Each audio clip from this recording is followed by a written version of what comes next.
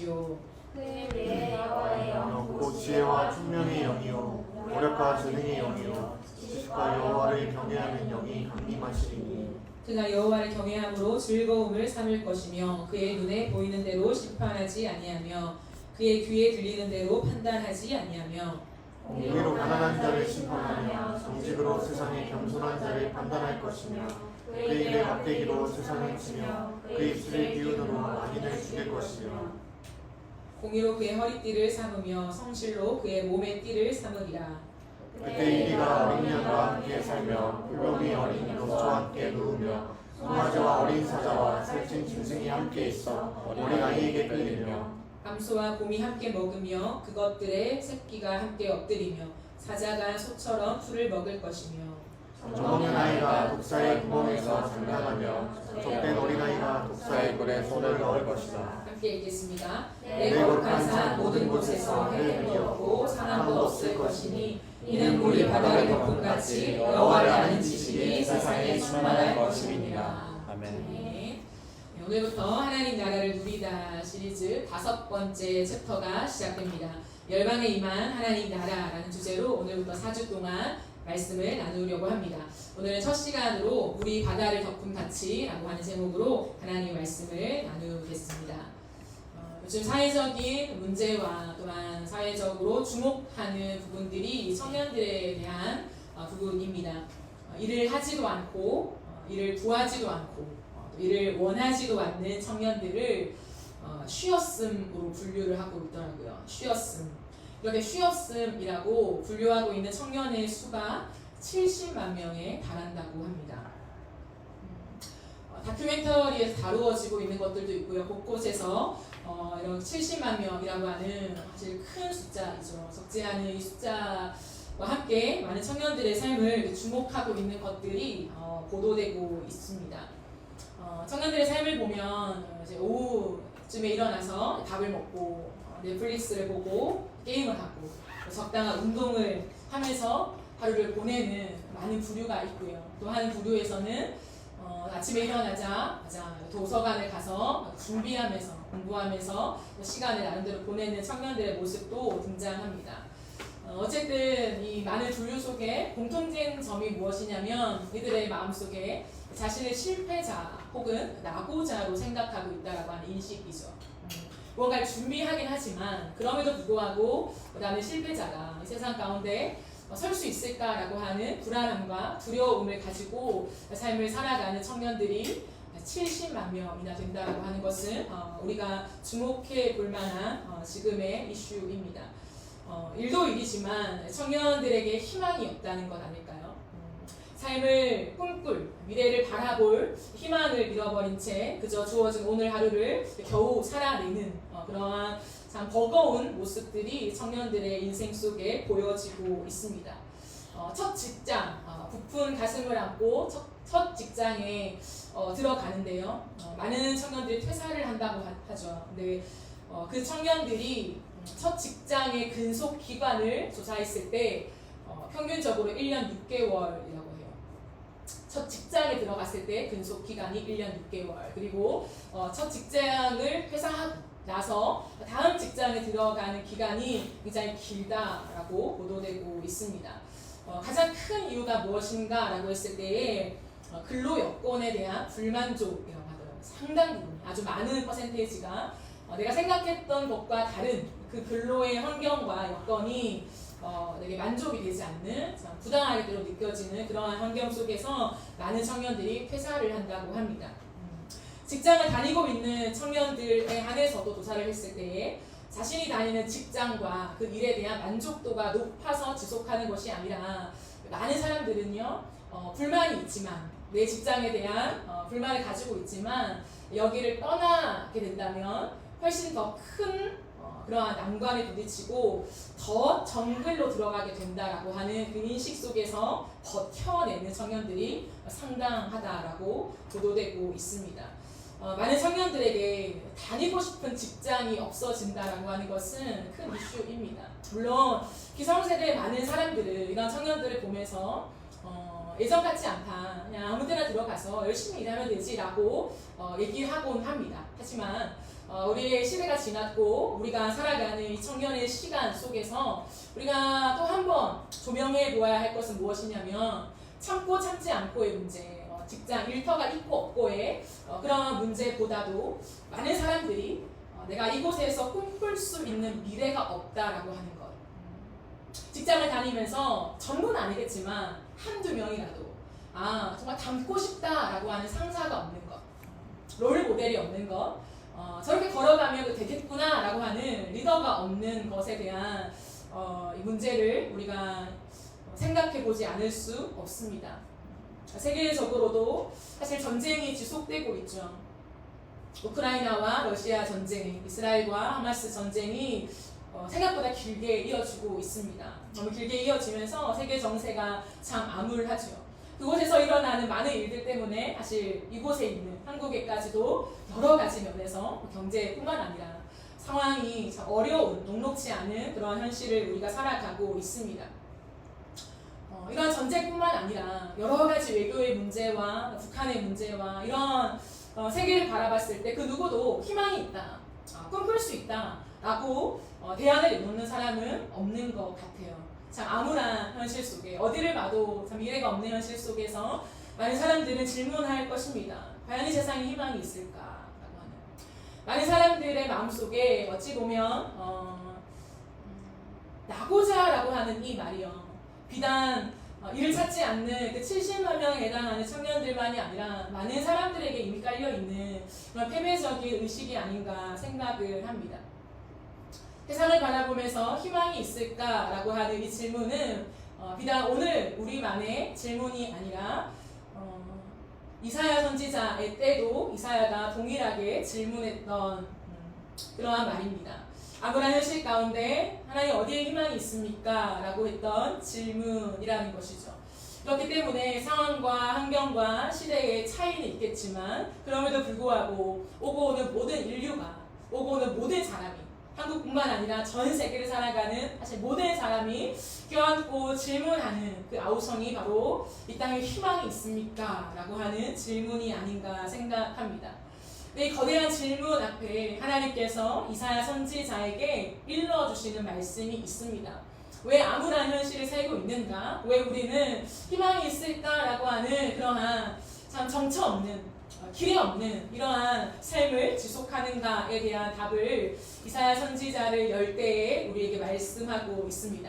이사야 1장 2절부터 6절까지의 말씀을 보시면요, 하늘이여 들으라, 땅이여 귀를 기울이라. 여호와께서 말씀하시기를 내가 자식을 양육하였거늘 그들이 나를 거역하였도다.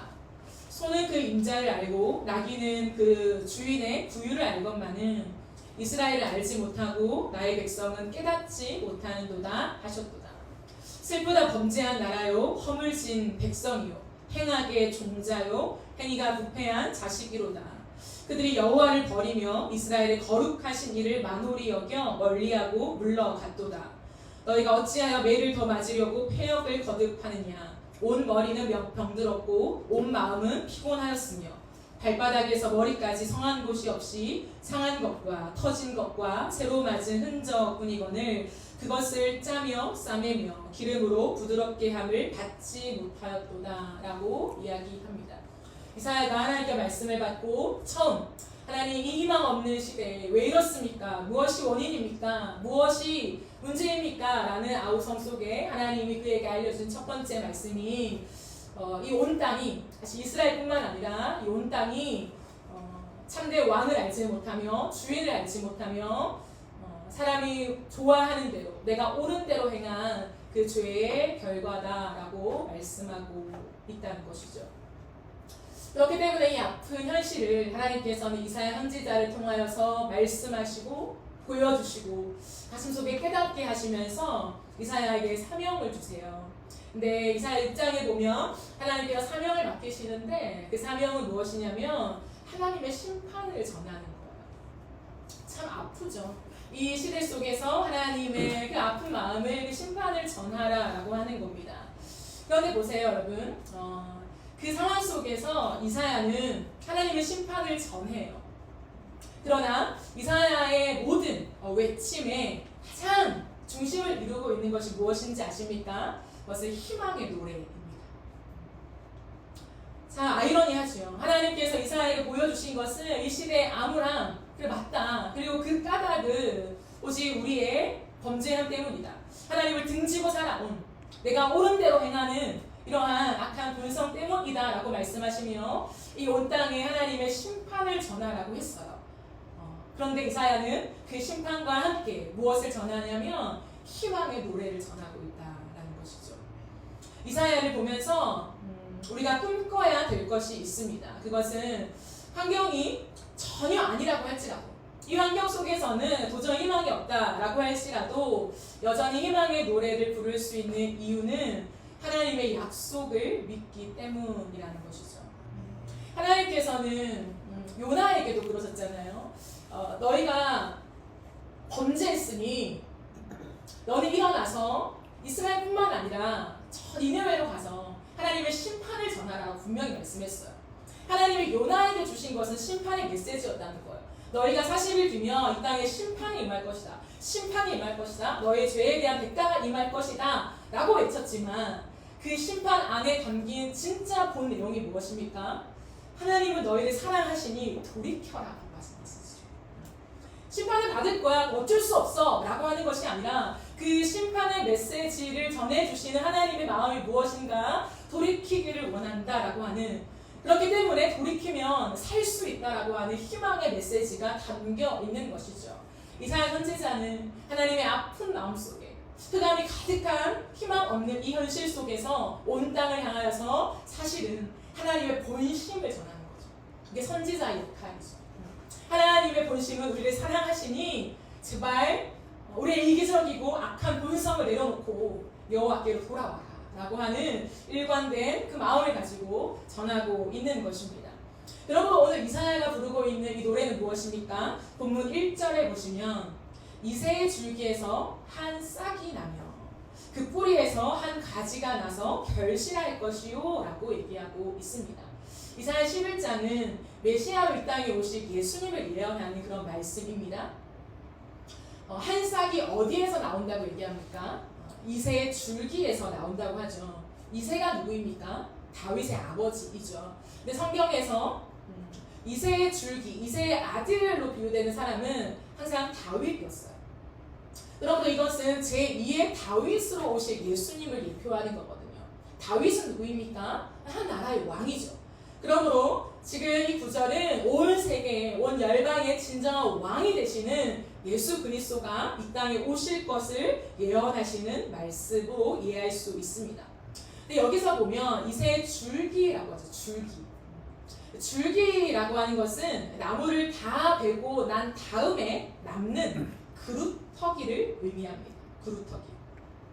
이사야 선지자가 본문에서 사용하는 이 이미지는 어떤 이미지냐면 밑동까지 다 잘려버린 나무에서 한 가닥 자라고 있는 이 새순을 의미하고 있다는 거죠. 아무런 희망이 없는데 다 잘려버렸는데 더 이상 푸르른 나무를 기대할 수 없는데 거기에서 자라는 새순과 같이 예수 그리스도께서 이 땅에 오심을 드러내고 있습니다. 이 밑동에서 피어나는 싹이라고 하는 것은 그 당시에 이스라엘을 다스리고 세계 강대국 중에 하나였던 아수르에 비한다면 정말 볼품없는 모습이었다는 거죠. 이사야는 그것을 극명한 대조로 지금 설명하고 있습니다. 그런데 이 얘기를 왜 이사야가 하느냐라고 했을 때 하나님께서 이사야 선지자에게 보여주신 말씀이셨기 때문이에요. 이사야가 소명을 받을 때 이사야 6장 13절 말씀을 세 번역으로 보시면 이런 말씀이 있습니다. 주민의 10분의 1이 아직 그곳에 남는다 해도 그들도 다 불에 타 죽을 것이다. 그러나 밤나무나 상수리 나무가 잘릴 때에 그루터기는 남듯이 거룩한 씨는 남아서 그 땅에 그루터기가 될 것이다 라고 얘기를 해요. 이 시대 속에 사실 많은 사람들이 하나님을 등지고 하나님이 없는 것처럼 사는 이 현실 속에서 이사야와 같은 여전히 하나님을 붙잡고 하나님을 소망하며 예수 그리스도를 왕으로 의지하며 그 예언의 말씀을 붙잡는 사람을 어떻게 비유하냐면 그루터기다 라고 얘기합니다. 밑둥까지 잘려버린 나무는 더 이상 소망이 없습니다. 그러므로 선지자가 이 이미지를 사용하는 것은 참으로 보잘것없는, 마치 생명이 다한 것처럼 보이는 상황에서 새로운 세상이 시작되고 있음을 강조하는 표현이라는 거죠. 가장 어렵고 가장 절망적으로 보일 수 있는 이 시간에 메시아가 오신다라고 하는 거예요. 그럼 우리의 삶도 이와 같지 않을까요? 우리의 인생의 길을 걸어가면서 삶이 너무 고단하고 힘들고 미래가 참 보이지 않는 때를 많이 걸어가지요. 그렇습니다. 그때 우리는 절망하고 포기할 수밖에 없다라고 생각해요. 생명이 샘솟을 수 있을까라고 하는 그러한 절망 속에 묶여 있을 때 저와 여러분, 하나님을 믿는 백성들은 어떻게 해야 되냐면 그때에야 비로소, 아니 그때에야 정말 예수 그리스도를 바라보며 붙잡을 때라는 거예요. 좋을 때가 아니라 정말 소망 없는 그때, 내가 아무리 무언가를 하려고 해도 되지 않을 때,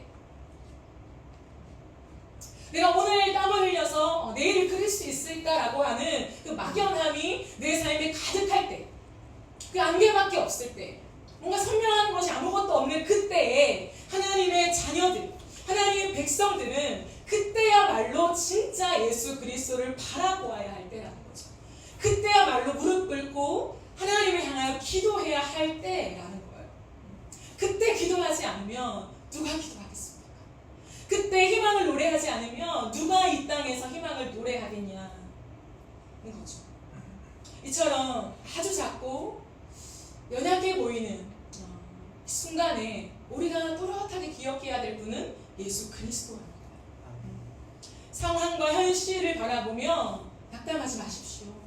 우리 안에 정말 한 줄기 빛, 온 땅에 열방을 비출 수 있는 그 빛, 예수 그리스도가 있음을 믿으며 그 주님 앞으로 나아가야 한다는 것이죠. 아주 작고 연약한 모습으로 이 땅에 오신 예수님, 정말 이 예수가 무엇을 할 수 있을까? 너무나 초라한 모습으로 이 땅에 왔지만 그분은 만왕의 왕이었다는 것을 기억해야 해요. 근데 이 땅에 오신 예수 그리스도 위에 누가 머물렀냐면 성령이 머물렀다라고 얘기합니다. 오늘 보면 2절 말씀을 보세요. 그의 위에 여호와의 영, 곧 지혜와 총명의 영이요 모략과 재능의 영이요 지식과 여호와를 경외하는 영이 강림하시리니 라고 되어 있습니다. 예수님은 탄생부터 성령으로 충만함을 받으셨죠. 예수님은 매일을 성령께 자신을 내어드림으로 시작했다라는 거예요. 예수님의 모든 사역이 성령으로 말미암는 사역이었습니다. 그래서 한마디로 말하면 성령께 이끌려가는 삶이었어요. 성령께 이끌려가는 삶. 왜 그런 삶을 사셨을까요? 우리로 하여금 그 삶을 살아야 하기 때문에 먼저 보여주신 거라는 거예요. 완전하신 하나님. 그분 하나님이셨잖아요. 하나님이신데 인간으로서는 조금 2% 부족하기 때문에 성령을 의지하신 것이 아니라 오고 오는 모든 인류가 이 땅에서 어떻게 살아야 하는가, 그리스도인들이 어떻게 살아야 하는가를 보여주시기 위해서 그 주님은 태어나실 때부터 승천하시는 모든 시간 가운데 성령께 이끌리는 삶을 살아가셨다라고 하는 거죠. 그러므로 예수님은 광야에 거하시더라도 승리하셨잖아요. 그 광야에, 아무것도 없는 광야에 서서도 예수님은 승리하셨고 사단의 어떤 유혹에도 승리하셨습니다.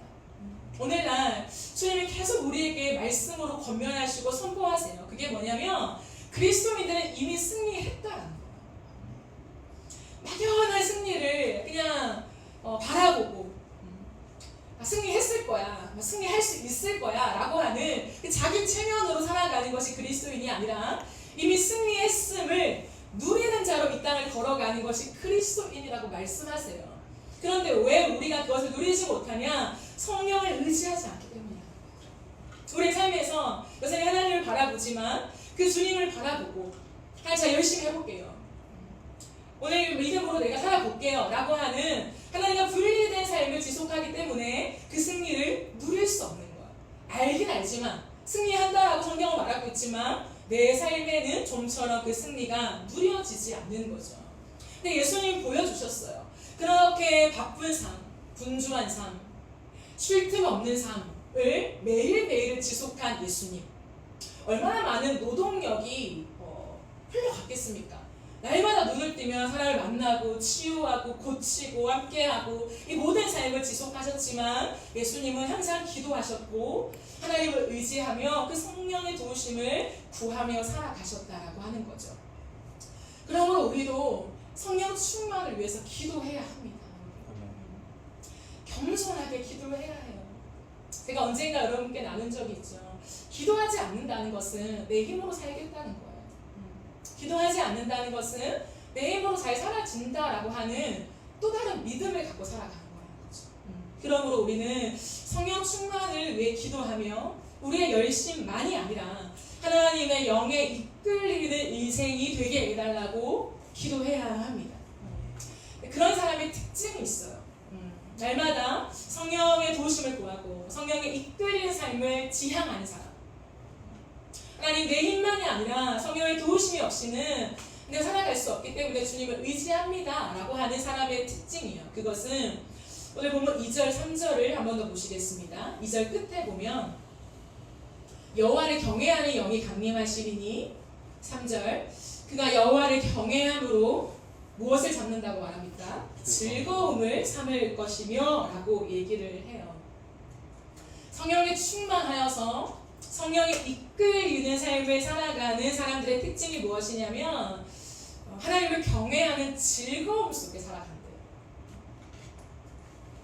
이것은 하나님을 사랑하기 때문에 하나님을 존중히 여기면서 그것을 즐거움으로 삼는 것을 의미합니다. 참 독특하죠. 하나님을 경외하는 것을 즐거움으로 삼는다. 여러분 어떻게 생각하십니까? 우리는 하나님을 경외한다고 하면 두려움, 굳어짐으로 이해할 수 있어요. 하나님을 경외하니까 저 자세로 하고 굳어지고 똑바로 해야 될 것 같고 두렵고. 그런데 오늘 이사야는 하나님을 경외한 성령이 임할 때 우리가 하나님을 경외하게 되는데 그 경외함을 즐거움으로 삼고 살아가게 된다는 거예요. 그게 특징이라는 거예요. 세상에 소망이 없어도 미래가 보이지 않아도 우리로 하여금 늘 즐겁게 하는 게 뭐냐면 여호와를 경외하면서 나오는 즐거움이 우리의 영혼을 사로잡는다라고 얘기하고 있다라는 것입니다.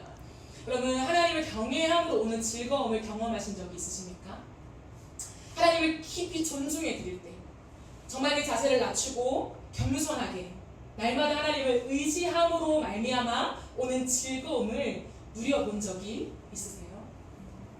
오직 주의 사랑에 매여 라고 하는 찬양이 있습니다. 이 찬양의 마지막 가사를 보면 이런 가사가 있죠. 내 영혼 즐거이 주 따르렵니다. 주께 내 삶 드립니다. 오직 주의 사랑에 매여 오직 주의 임재 안에 갇힌 자, 그 성령의 붙잡힘을 받은 자의 삶이 무엇이냐면 내 영혼 즐거이 주 따르렵니다. 그러게 기꺼이 하나님 내 삶을 주님께 드립니다 라고 하는 그 고백을 하나님 앞에 올려드리게 된다는 거죠. 그리고 주님을 따른다, 하나님을 경외함으로, 경외한다는 것은 그 말씀에 순종한다는 거잖아요. 하나님 말씀에 순종하며 주님을 따르는 삶은 억지로가 아니라는 거예요. 무거운 짐을 지고 마지못해 터벅터벅 걸어가는 길이 아니라는 거예요. 너무 무거워. 터벅터벅 걸어가는 길이 아니라 즐거이 주를 따르며 한 걸음 한 걸음 우리 주와 함께 그 기쁨의 고백을 드리면서 내 삶을 드리는 길이라고 말합니다. 어떤 삶이요? 성령께 이끌리며 이렇다는 거예요. 성령님께 이끌리며. 그래서 삶에 무엇이 생기냐? 긍정의 힘이 생기는 거예요. 단순히 무한 긍정이 아니라 그 성령께서 우리를 사로잡으면서 우리 안에 하나님으로 말미암는 즐거움을 주시니 긍정의 힘이 생기는 거죠. 상대적인 상황, 여러분 상황은 상대적이잖아요. 그 상대적인 상황 때문에 일희일비하지 않게 된다는 거예요. 상황이 좋으면 확 텐션이 높아지고 상황이 안 좋으면 텐션이 확 내려가고 이러한 상황에 따라서 내가 일희일비하는 것이 아니라 절대적인 하나님, 변하지 않는 그 하나님의 존재로 말미암아서 우리 안에 그 누구도 빼앗을 수 없는 기쁨과 평안을 소유하며 걸어갈 수 있는 사람이 된다는 거예요. 된다는 거예요, 여러분. 누가? 성령에 이끌리는 사람이에요. 하나님은 우리가 예수 그리스도를 믿으면서 이러한 삶을 살아가기를 원하세요. 여러분 안에 혹시나 무거운 짐을 지고 있는 사람들이 있습니까? 여전히 하나님을 믿는다는 것이 그냥 너무 많은 짐을 지고 터벅터벅 걸어가는, 한 걸음 한 걸음 그냥 터벅터벅 걸어가는 삶이 있습니까? 다시 한번 우리가 이 7월 한 달 동안에 성령의 충만한 인재와 성령의 강권적인 그 기름 부으심을 구하면서 저와 여러분 안에 있는 무거운 짐이 다 풀려지고 성령께서 주시는 하나님을 경외하는 그 즐거움으로 우리 영혼이 솟게 되어진 은혜가 있기를 예수님의 이름으로 축복합니다. 여러분, 이렇게 여호와의 영, 지혜와 총명의 영, 모략과 재능의 영이 돼요. 지식과 여호와를 경외하는 영이 강림하실 때에 예수님은 무엇 하시냐면 하나님의 공의로 온 세상을 다스리신다라고 말씀합니다. 오늘 본문 4절 5절을 보시면 공의로 가난한 자를 심판하며 정직으로 세상의 겸손한 자를 판단할 것이며 그의 입에 막대기로 세상을 치며 그의 입술의 기운으로 악인을 죽일 것이며 공의로 그의 허리띠를 삼으며 성실로 그의 몸에 띠를 삼으리라 라고 얘기를 하고 있습니다. 희망이 보이지 않는 시대 가운데 놀라운 한 왕을 예고하셨는데 바로 예수 그리스도다라는 거죠. 세상의 통치자와 전혀 다른 왕의 모습을 보여주고 있습니다. 온 세상에 와 계신 예수님, 그 예수님이 공의로 다스리신다라고 할 때에 가장 중요한 포인트가 무엇이냐면 그 왕은 항상 우리를 위하신다. 왕을 봤을 때 여러분 왕에게 기대하는 것이 무엇입니까? 왕, 대통령에게 기대하는 게 무엇입니까? 여러분, 대통령에게 기대하는 것은 대통령이 잘 먹고 잘 살기를 기대하는 것이 아니라 대통령이 공의로 이 세상을, 우리 나라를 잘 통치함으로 말미암아서 우리가 보호받고 살기를 기대하잖아요. 우리가 잘 살기를 기대하잖아요. 우리가 안전한 나라다라고 여김받는 그 환경을 우리는 왕으로부터 기대하는 것입니다. 그러나 많은 대부분의 경우에 왕의 모습은 그렇지 못했다는 거죠. 왕이 가진 권력과 힘과 어떠한 세팅된 많은 것들을 통하여서 백성들을 위하기보다는 왕 자신의 무언가를 위하여 쓰는 경우가 허다한 거죠. 그건 비단 왕뿐만 아니라 이 땅에 있는 많은 리더십이 그러하죠. 그러나 예수님께서는 당신이 어떤 왕이신가를 우리에게 말씀하실 때 언제나 우리를 위하신다고 말씀합니다. 공의로 다스리시는 왕. 여러분 생각해 보세요. 공의라고 해요. 공의는 뭐냐면 죄를, 잘못을 그냥 넘길 수 없다는 거예요. 우리가 잘못을 했습니다. 그러면 하나님은 공의의 하나님이시잖아요. 사랑도 있으시지만 공의도 있어요. 그러면 그 죄를 그냥 넘기지 않는다는 거예요. 괜찮아, 넘기지 않는다는 거예요. 얼마나 무섭습니까? 우리가 지은 죄가 하나님 앞에 낱낱이 다 기록되어 있을 텐데 그 기록을 하나님은 잊지 않고 그 기록을 다 가지고 있다는 거예요. 그리고는 죄를 그냥 간과할 수 없다는 거예요. 우리 사랑하니까 괜찮아 라고 할 수 없다는 거죠. 그런데 그런 공의로우신 하나님, 죄를 그냥 넘길 수 없는 예수님, 그 예수님께서 하신 일이 무엇일까요? 그 주님은 다른 수많은 왕들과 무엇이 다른 공의를 이 땅 가운데 행하신다는 것입니까? 그것은 공의 때문에 심판받아야 할 우리 대신해서 예수님이 친히 십자가를 지신 것을 의미해요. 공의의 마지막은 무엇이냐면 예수의 죽음이랍니다.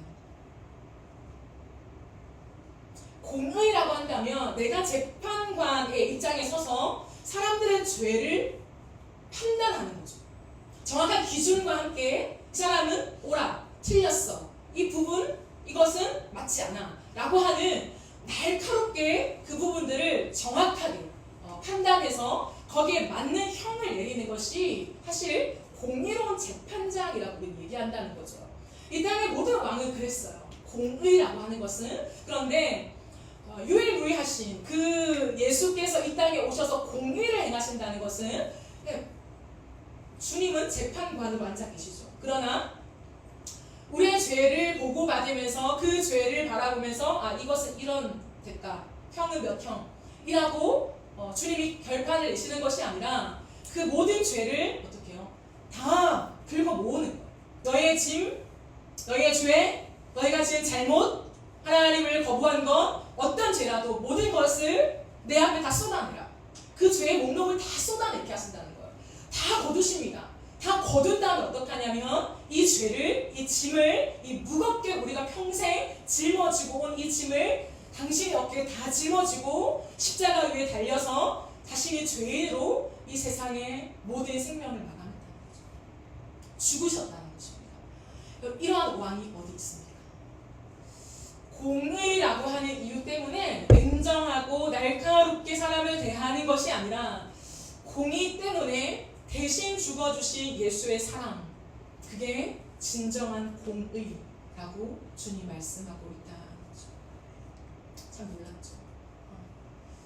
우리 이 땅을 살아가면서 나름 공의까지는 아니어도 정당한, 정의로운, 나는 그래 좀 정의로워, 세상 속에서 많은 사람들이 말하는 그 행동을 하지 않아 라고 생각할 수 있습니다. 그러나 우리가 이 땅을 살아가는 동안에 나는 거기서 멸회되어서 조금 깨끗하게 정결하게 살아갈 수 있을지 모르겠지만 이 세상의 죄를 끌어안고 나의 죄처럼 탄식하며 기도하며 그것들을 개선되기 위하여 하나님 앞에 정말 절규하며 부르짖는 중보 기도자는 많지 않죠. 그러기에 예수 그리스도만이 이 땅에서 누구도 다시 일으킬 수 없는 그 공의를 이 땅에서 실행하시는 분이라는 것을 우리는 기억해야 해요. 그러므로 그 예수님께서 공의로 다스리실 때 어떤 일이 일어나냐면 하나님의 나라가 정말 이 땅 가운데 임하는데 그 나라는 오늘 말씀 6절, 8절 찬양으로 함께 했던 그런 내용이죠. 그때 이리가 어린 양과 함께 살며, 그럼 이리가 어떻게 어린 양과 함께 삽니까? 바로 잡혀 먹혀야 되는데 표범이 어린 염소와 함께 누우며 송아지와 어린 사자가 살찐 짐승이 함께 있어 어린 아이에게 끌려가는데요. 어린 아이에게. 암소와 곰이 함께 먹으며 그것들의 새끼가 함께 엎드리며 사자가 소처럼 풀을 먹을 것이고 젖먹는 아이가 독사의 구멍에 장난치며 젖된 어린아이가 독사의 굴에 손을 얹는다.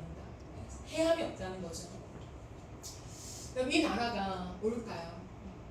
이 나라가 이 세상에서는 감히 꿈꿀 수 없는 나라이지만 이 나라가 하나님의 나라임을, 예수가 통치하시는 하나님의 나라임을 우리에게 말씀하고 있어요. 원수의 관계가 회복되고 저주가 없어지며 이기적인 삶의 행동들이 차단되고 평화와 사랑이 가득한 그 나라가 하나님의 나라임을 우리에게 설명하고 있다는 거죠. 이보다도 아름다운 나라가 있을까요? 시기와 질투와 내 이익을 따라서 내 것들을 챙겨가는 이 숱한 모양이 난무하는 시대의 한복판에서 과연 이 아름다운 나라가 임할 수 있을까요? 예수님께서 온 땅의 주인으로 왕으로 다스리실 때에 이러한 나라가 임한다라고 얘기하고 있습니다. 이 나라는 언제 이 땅에 임했었나요? 에덴 때. 에덴의 동산에서 주님이 처음 만드신 나라가 이런 모양과 같다라고 얘기를 합니다. 그래서 하나님의 꿈, 우리 하나님은 꿈이 있으세요. 하나님은 한 가지 거대한 꿈을 향하여서 이 역사를 지금도 이루어가고 계시죠. 그 하나님의 꿈이 무엇이냐면 에덴의 회복입니다. 여지없어요. 에덴의 회복입니다. 주님이 처음 우리를 창조하실 때에, 주님이 처음 사람을 창조하시고 이 온 땅을 창조하실 때에 하나님이 가졌던 그 마음, 그 사랑, 그 공의, 그 평화가 여실히 드러나는 그 현장, 그 에덴의 회복을 주님은 원하시며 저와 여러분을 통하여서 그 에덴의 회복을 위하여 달려가고 있다는 거예요. 쉬지 않고. 그러므로 여러분, 불완전하지만 이 땅에서 하나님께서 저와 여러분을 통해서 기대하시는 것이 있습니다. 그게 뭐냐면 이 하나님의 나라를 경험하게 하는 거예요. 불완전하지요. 아직은 정말 우리가 말하는 것처럼 이리와 어린 양이 함께 살 수 없을 것 같지요. 그러나 부분적으로 하나님은 이루신다는 거예요.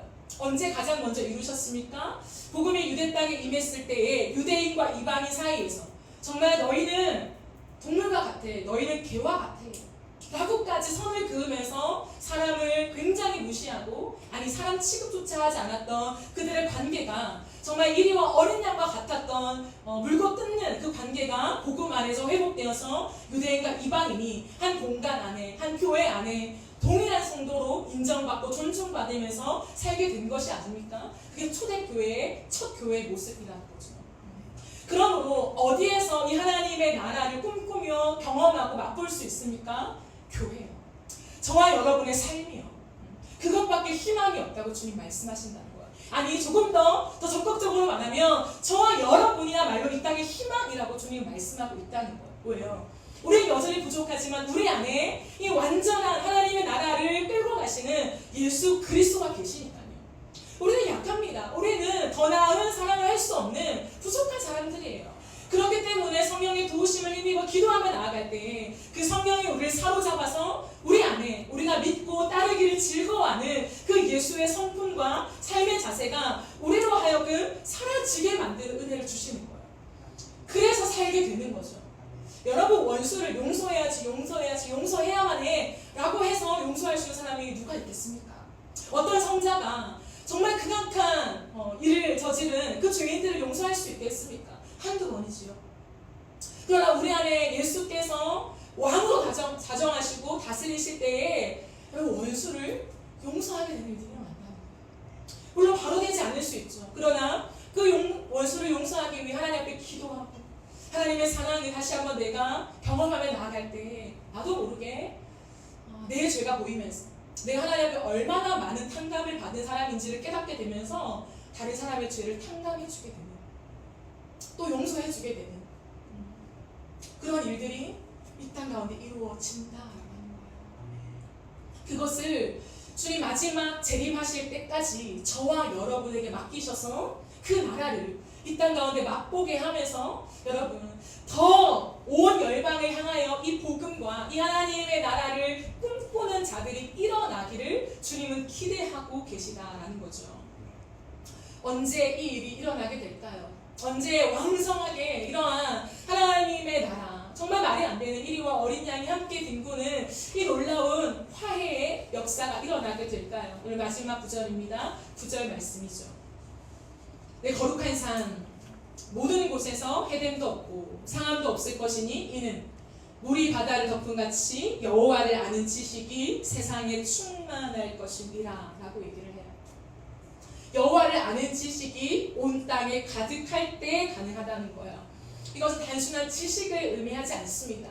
우리가 그냥 머리로 이성적으로 이해하는 그 습득하는 지식을 의미하지 않아요. 인격적으로 주님의 마음을 아는 것을 의미합니다. 이사야가 하나님께서 이스라엘 백성뿐만 아니라 온 열방 가운데 퍼져 있는 하나님을 대항하는 죄, 그 죄를 보여주시면서 하나님의 심판을 말씀하실 때 이사야는 심판을 말씀하실 수밖에 없는 하나님의 마음을 깨달은 자였습니다. 하나님이 A라고 말했지만 그 A라고 하는 심판 안에 담긴 하나님의 의도를 파악할 줄 아는 선지자였다는 거죠. 여러분 우리도 마찬가지예요. 우리도 하나님의 말씀, 성경을 읽고 하나님을 알아가면서 하나님 앞에서 많은 이야기를 듣게 되죠. 그러나 우리가 이 말씀 안에서 동일하게 느껴야 되는 게 뭐냐면 하나님의 사랑이라는 거예요. 심판을 말씀하시죠. 거기에 대한 징계도 말씀하시죠. 그러나 징계를 위한 징계를 결코 하지 않는 분. 나는 공의롭기 때문에 죄를 넘길 수 없어. 이 죄는 심판해야만 해. 그걸 말씀하고 싶은 것이 아니라 그러니 내가 너무 아프니 너가 돌아와라. 내가 너를 때리기 전에 돌아와라. 내가 너에게 무언가를 하기 전에 돌아와라. 라고 하시는 하나님의 의도, 그 마음을 파악할 수 있는 사람, 그 사람이 많아지게 되는 것이 여호와를 아는 지식이 온 땅에 가득하게 되는 것이다 라고 주님이 말씀하고 있다는 거죠. 여러분 하나님을 알지 못하는 많은 사람들은요 성경을 읽죠. 궁금해서라도 읽기도 하고요, 아니면 신앙을 가지고 싶어서라도 성경을 읽긴 해요. 많은 경우에 어떠한 목적을 따라서 성경을 읽는다는 거죠. 그러나 성경을 읽을 때요 바르게 해석하지 못할 때가 많아요. 왜요? 문자적으로만 읽으니까. 여러분 그러니까 신천지가 나오는 거 아닙니까? 동일한 이 성경을 읽는데 어찌하여 이단이 나온단 말입니까?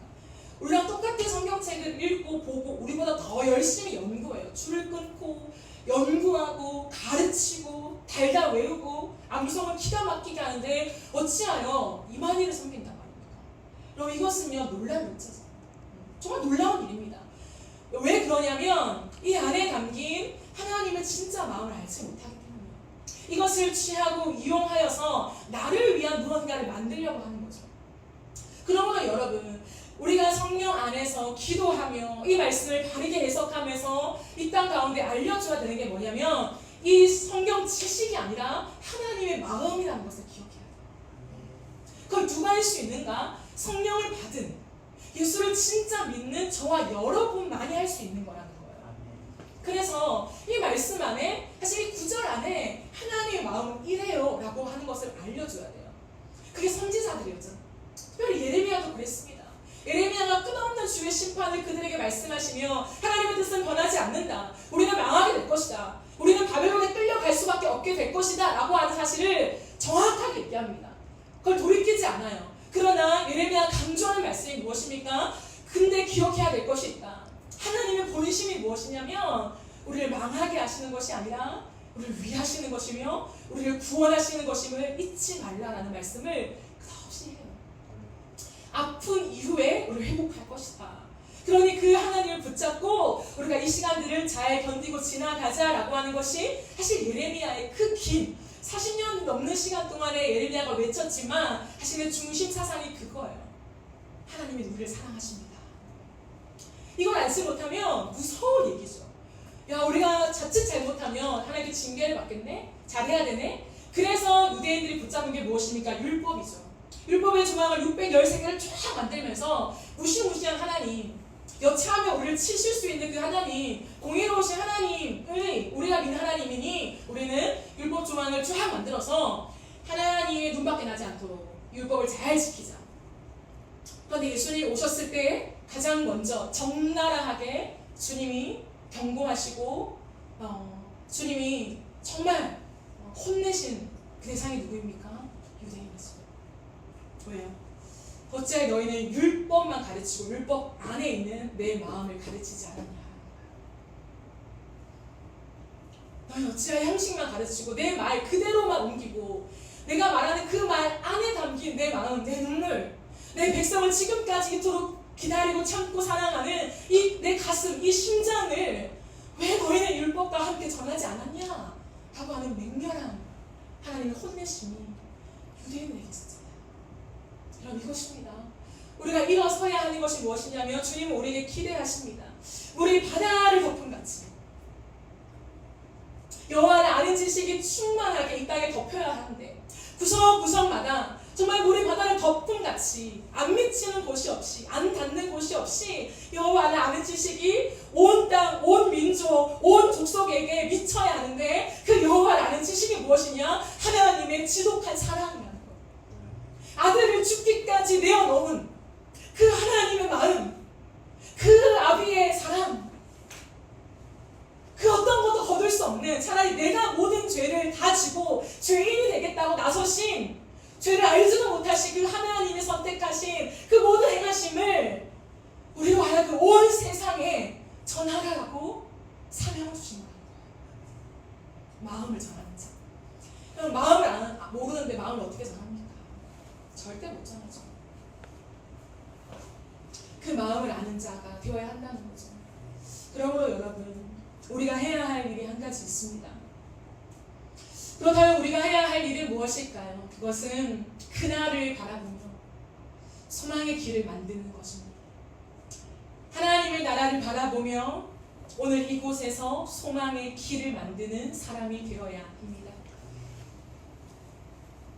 그날을 바라보며 오늘을 사는 자가 되지 않으면요 희망은 없습니다. 지금 이 시대에 희망은 없다고 생각합니다. 많은 청년들이 희망 없음을 이야기하고 좌절한 이 한복판에서 오늘만 바라본다면 해줄 말이 없어요. 하지만 하나님의 그날 반드시 올 하나님의 완성된 나라가 있기 때문에 우리는 오늘을 희망을 노래하며 살아갈 줄 믿습니다.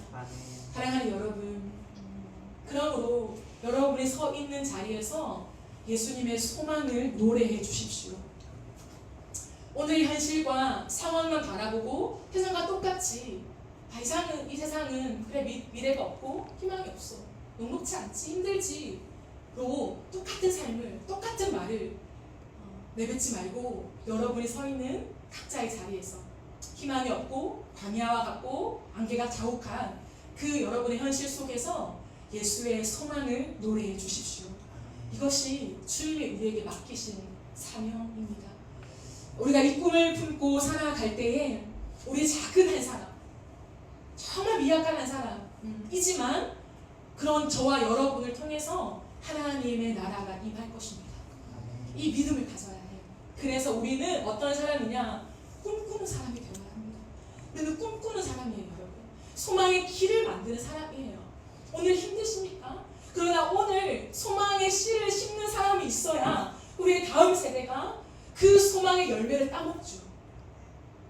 그것을 위하여 오늘 이 시대 한복판에서 수많은 청년들이 다시 한번 2030, 40 세대들이 일어나서 소망의 씨앗을 심는 사람이 되어야 해요. 그게 예수 그리스도의 삶이었습니다. 다음을 내다보며 그 씨앗을 심는 것, 그게 누구에게 나타났습니까? 제자들이요. 정말 미약해 보이는 제자들, 그 누구도 이 사람들을 리더십으로 삼고 싶은 리더는 없었을걸요. 내가 리더인데 좀 더 나은 사람, 잘할 수 있는 사람, 영향력을 끼칠 수 있는 사람들을 불러서 리더를 세우지 왜 이렇게 볼품없는 어부들, 그 사람들을 불러서 제자를 삼았을까요? 근데 이것이 예수님 방법이었다는 거예요. 예수님 나라가 이러하다는 거예요. 아주 작은 자들이지만 그 사람들이 있어야만 어떻게 합니까? 예수를 의지하죠. 자기 잘난 맛에 똘똘 뭉쳐 살아가는 사람은요, 하나님을 의지하지 않는 것을 아신다는 거예요. 마음이 완악하고 교만하신 여기까지 왔는데 지금 또다시 그런 사람들을 붙잡아서 하나님 나라를 세워간다? 있을 수 없는 일이라는 거죠. 그러니까 겉으로 보기에는, 세상의 기준으로 보기에는 좀 부족해 보일지 모르겠지만 주님은 그 마음에, 그 마음속에 있는 선한 하나님의 나라를 꿈꿀 수 있는 그 무언가를 보았지 않겠습니까? 그러면서요, 그 자들을 불러 모으는 거예요. 그래서 믿어주시고 신뢰해주시고 일을 맡겨주시고 넘어져 또다시 일을 또 맡겨주시면서 할 수 있다. 그 희망의 불을 그들에게 지펴주시는 거예요. 그래서 여러분, 제자들은 또 실패하고 또 실패하고 또 실패하잖아요. 실패투성이에요. 근데 결정적으로 그들이 변화된 그 중심에 누가 있습니까? 성령이 되신 거예요. 성령의 기름 부으심을 받으니까, 성령의 충만을 받으니까 그렇게 넘어지고 쓰러지고 배반하고 뒤로 뒷걸음질 치고 있는 그 제자들이요, 믿음을 가지고 내가 죽을지라도 주를 따르겠습니다 라고 얘기하고, 보고 들은 것을 전하지 아니할 수 없다라고 얘기하며 오직 예수를 전하다가 다 죽었잖아요. 그러나 그 불씨를 통하여서 주님은 어떻게 하셨습니까? 그런 제자들을 변화시켜서 예루살렘과 온 유대와 사마리아와 땅끝까지 이르러 이 주의 복음이 전파되게 하셨다라고 하는 거죠. 거룩한 성령의 파도가 타고 있다는 거예요, 여러분. 우리가 그냥 살아가는 세상 같지만 이 세상은요, 오늘날 우리가 서 있는 대한민국 이 서울 땅뿐만 아니라 전 세계, 유럽과 미국과 아프리카뿐만 아니라 전 세계 가운데 무엇이 출렁거리고 있냐면 성령의 파도가 출렁거리고 있어요. 그래서 이 유대 땅에 자그맣게 시작된 이 복음의 씨앗은요, 예루살렘을 넘었죠. 지중해를 넘었죠. 유럽을 넘었잖아요. 진짜 미국을 넘었잖아요. 그리고 아프리카를 넘었잖아요. 그리고 오늘날 우리 땅에 왔잖아요. 우리 땅에 온 이 대한민국 가운데 복음의 씨앗을 가지게 한 그 하나님의 은혜를 붙잡고 우리 어떻게 해야 됩니까? 파도 타기를 해줘야 되는 거예요. 나에게서 끝나면 안 되는 거예요, 여러분. 파도 타기 해보셨잖아요. 야구장에서, 축구장에서 파도 타기 할 때 끝까지 가야 되는 거잖아요. 내가 받았다고 해서 여기서 멈추면 끝나는 거죠. 그러나 그 파도가 넘칠 출렁출렁 해가지고 대한민국에서 받은 이 파도가, 성령의 파도가 넘어서서 다른 곳으로, 곳곳으로 가게 하는 일에 그 열방의 선교사가 우리를 부르셨다고 하는 거죠. 그러므로 여러분, 이 모든 성령의 파도가 우리도 마찬가지예요. 인어프 처치가 받았다면 교회를 넘어가야 되는 거예요. 우리 교회를 넘어가야 된다. 담장을 넘어가야 된다는 거예요. 왜? 성령의 파도니까. 내 파도가 아니잖아요. 성령의 파도를 통하여서 예수께서 일으키시는 이 일들이 지속되고 있으니 희망 없는 이 세상 속에서도 파도를 그냥 보내주는 거예요. 이게 뭐냐면 희망을 노래하는 거라는 거예요. 희망을 노래하고 내가 바로 갇힙니다.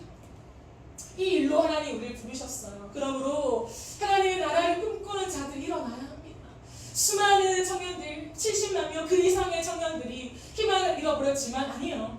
희망을 진짜 우리를 일으킬 수 있는 희망은 복지가 좋아지는 것이 아니라 예수의 생명이 우리 안에 닿아서 우리 안에 하나님의 나라를 꿈꾸게 될 때 청년들은 일어납니다. 일어나더라고요.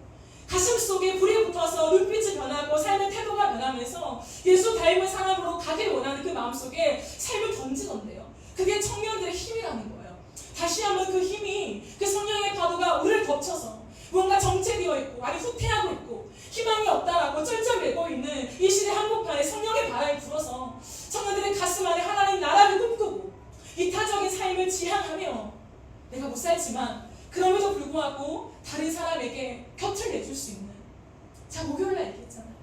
어깨를 내줄 수 있는 그런 삶으로 우리가 나아가기를 정말 기대합니다. 여러분, 약은 사람이 되지 맙시다. 약은 사람이 되잖아요. 내 이익을 위해서 그것만 바라고 살아가는 사람. 눈치는 빨라요. 다 보여요. 근데 하지 않아요. 왜? 내 손해 볼까봐. 얼마나 많습니까? 직장을 봐도 얼마나 많아요. 그런 사람이 되지 맙시다. 내 이익이 올 수 있는 부분에서, 내 커리어가 쌓일 수 있는 부분에서는 열심을 다해 달려가면서 돈이 되지 않고 사람들이 보이지 않고 인정해주지 않는 그 일에서는 소홀히 하고 그런 사람이 되지 맙시다. 정말 예수 그리스도를 바라보면서 약인 사람이 아니라 기꺼이 희생할 수 있는 사람. 누가 알아주면 뭐하고 못 알아주면 뭐합니까? 하나님이 알아주시는 거. 그거 한 가지 소망 가지고 오늘도 내게 주신 감동을 따라 묵묵히 성실하게 겸손하게 꼼꼼하게 하나님 앞에서 여러분의 직장에서 그렇게 일을 해주세요. 그렇다면 저와 여러분이 각자의 서 있는 위치는 다르지만 여러분의 각자의 위치에서 하나님의 나라가 임하게 될 줄 믿습니다. 말씀을 정리하며 사랑하는 여러분, 하나님의 일하심을 믿으며 소망의 길을 만드는 내가 되자. 이 슬로건을 여러분 가슴에 거세요.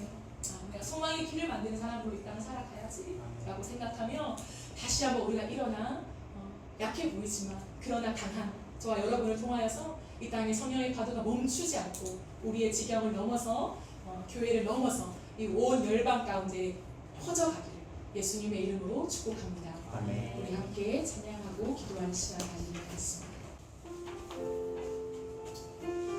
우리 바다 덮음 같이 찬양을 같이 하면서 소망을 노래했으면 좋겠습니다.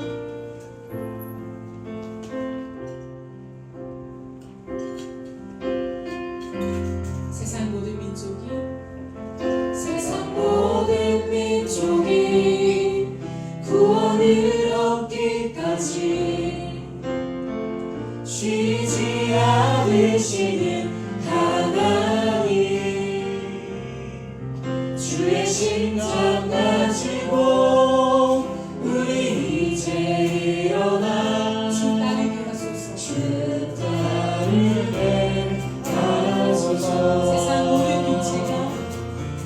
세상 모든 육체가 주의 영광 보도록 우리를 부르시는 하나님, 주의 손과 발 되어 세상을 치유하며 주 섬기게 하소서. 세상 모든 민족이 구원을 얻기까지 쉬지 않으시는 하나님, 주의 심장 가지고 우리 이제 일어나 주 따르게 하소서. 세상 모든 육체가 주의 영광 보도록 우리 부르시는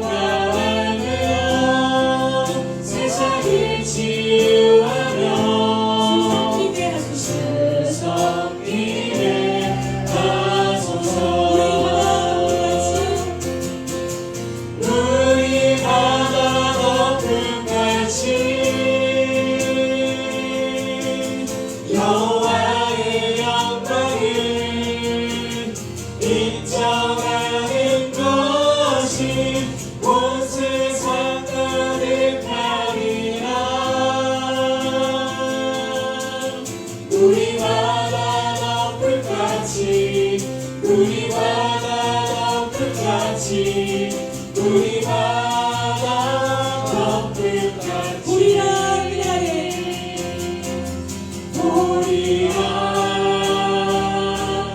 그날에 주의 영광 가득한 세상 우리는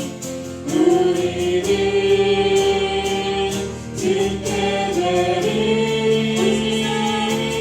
온 세상 가득한 승리의 함성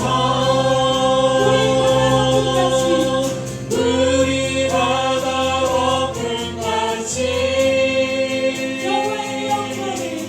여호와의 영광을 인정하는 것이 온 세상 가득하리라 우리 바다 덮음같이 우리 바다 덮음같이 우리 바다 덮음같이 우리가 이 시간 들은 말씀으로 기도할 때 사랑하는 여러분 우리 안에 성령의 도우심과 성령의 충만을 간구합시다. 우리의 힘으로 오는 하나님의 마음을 알 길이 없어요. 그러나 우리 안에 거룩하게 임하신 성령께서 우리의 굳은 마음을 제하시고 우리 마음 가운데 하나님의 선한 마음을 알려주십니다. 하나님의 마음을 아는 자가 되어야 하나님의 말씀을 내 삶뿐만 아니라 내 삶의 지경을 넘어서 내가 만나는 많은 사람들뿐만 아니라 온 세계 열방까지 그 마음을 전하고 싶은 불타는 마음을 느끼게 돼요. 하나님 기도하오니 나에게 하나님의 마음을 알려주시옵소서. 하나님 그 심판을 말씀하시지만 그 심판 뒤에 하나님의 그 절절한 사랑 당신이 우리의 무거운 짐을 다 지시고 십자가에 죽으신 만큼 우리를 사랑하시는 그 사랑이 담겨 있는데 하나님 내가 겉으로 보이는 심판만 전하는 자가 아니라 하나님 그 안에 담긴 하나님의 절절한 마음을 알아 하나님 그 마음 앞에 내가 돌아서게 하여 주시옵소서. 내 삶을 돌이키게 하여 주시옵소서. 교만한 삶을 그만두고 하나님만을 의지하며 날마다 주님 앞에 무릎 꿇으며 여호와를 경외하는 즐거움으로 하나님 따라 살아갈 수 있도록 나를 도와주시옵소서. 우리 주의 앞에 지금 기도하며 나갑시다. 주여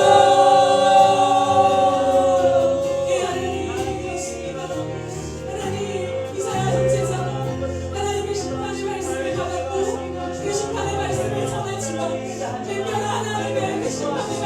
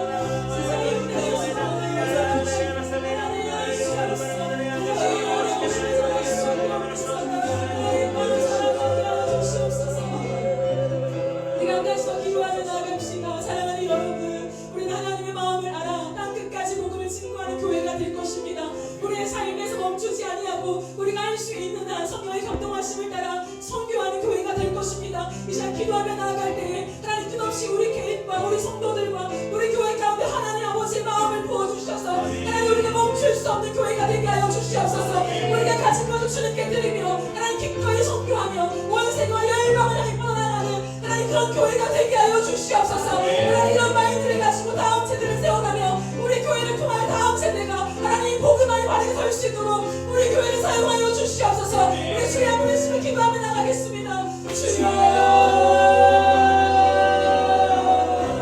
하나님 아버지, 하나님 아버지, 하나님 아버지, 우리 교회의 사명을 감당하기를 원합니다. 하나님 마음을 알아. 하나님 우리가 땅 끝까지 복음을 신고하는 이 하나님의 마음을 하나님 지켜하는 교회가 되어지기를 원합니다. 교회까지 너희들의 주님을 드리며 기꺼이 드리며 즐거워하며 드리며 하나님 우리가 되고 싶어지시고 우리의 마음을 밝으며 끝날 가운데 하나님 사람들을 만나며 우리들을 위로하고 때로 복음을 전하며 하나님 그렇게 자기를 강을 건너 하나님 우리가 복음을 증거하는 하나님 교회가 되게 하여 주시옵소서. 우리의 지경을 넘어서기를 원합니다. 우리의 지경을 넘어서기를 원합니다. 하나님 단순한 행사가 아니라 단순한 이 교회에 하나님 행사가 아니라 하나님 봉사가 아니라 예수 그리스도의 십자가를 가지고 하나님의 신앙을 가지고 구할 수밖에 없는 세계 가운데 나아갈 수밖에 없는 하나님 우리의 마음이 되어주시고 하나님의 저를 주시고 우리 이끌어 주시고 우리 가정 가운데 하나님의 마음을 구하게 하여 주옵소서. 아버지의 마음을 모르지 우리가 나의 겉으로만 준비하지 않게 하시고 하나님 우리 가운데 기도하시면서 하나님 나갈 때 어떤 가운데 부어지고 있는 아버지의 마음과 아버지의 사랑을 하나님 우리 가슴에 담게 하여 주옵소서.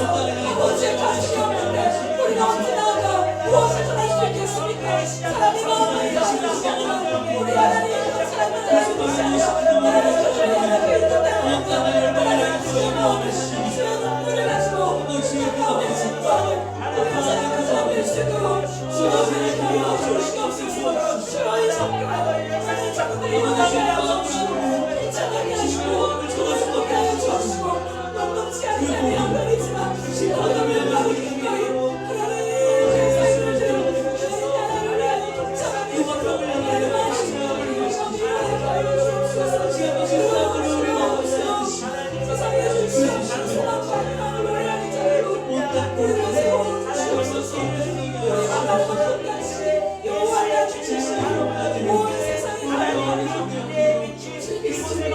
우리의 위에 사용하여 주옵소서. 우리의 위에 사용하여 주옵소서.